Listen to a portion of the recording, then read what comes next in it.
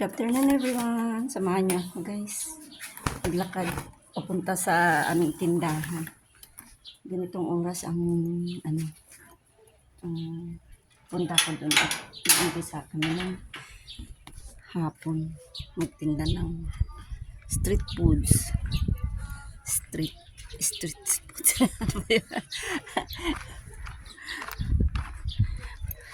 Naglalakad sa gitna ng init. Kasi pumunta ako doon mga alas 3 ng hapon. Kasi mga tao naman sa sobrang init kasi hindi sila lumalabas pagkas mga hali. Kaya pag sa hapon lang kami mga alas 3:30 o kaya alas 4 na kami start.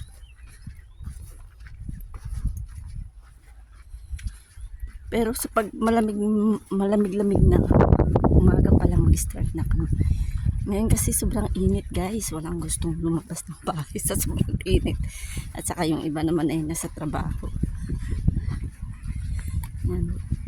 Medyo malayo-layo yung nilalakad ko, 10 minutes lang naman ang buhok. Pero okay lang yan, ganyan talaga Kailangan may income guys pag nasa Pinas ka. Kahit konti lang yung income mo, basta may okay na yun. Kasi dito naman binibili lang bigas. Pag may gulay ka na, okay ka na basta may income lang pambili ng bigas, okay na ako. Sabi nga nila, basta masipag ka daw, mabubuhay ka na dito sa probinsya. Pag ingay, pag tag-ulan na yan, magtatanim na kami ng gulay. Kasi dito sa bahay ayaw ni ate binibenta ang gulay. Sabi ko magtanim kami ng marami na ibenta. Sabi niya, benta pa, pamigay na lang, bigay na lang sa kapitbahay, kakaya daw ibenta. O sa ate ko.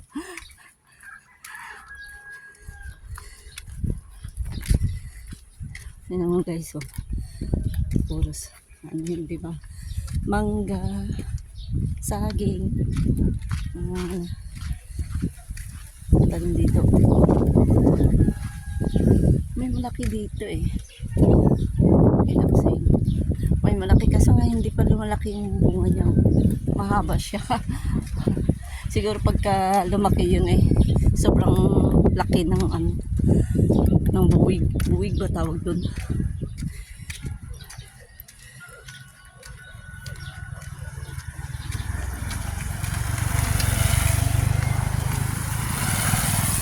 Ang nilalakaran ko guys ay kalsada.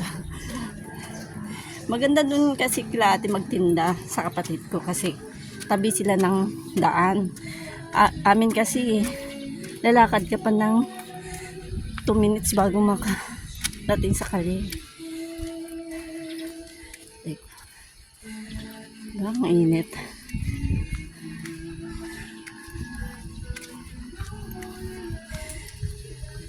Dati nung first time ko pumunta dito ay unang uwi ko galing Hong Kong.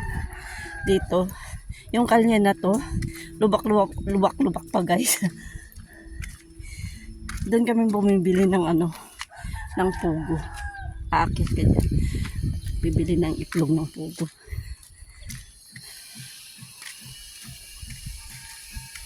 Nung bagong dating ako, itong bahay na to, ni-start pa ngayon. Tapos na matapos. Ito mo yan. Tapos na matapos.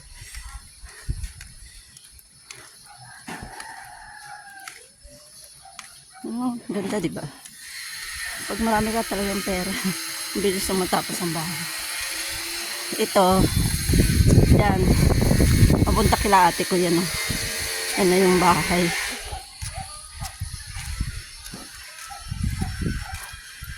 Sobrang init. Yan.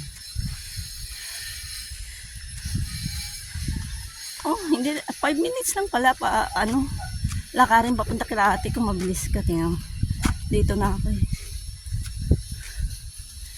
5 minutes nga lang. Dito na ako eh. Yan na kila ate.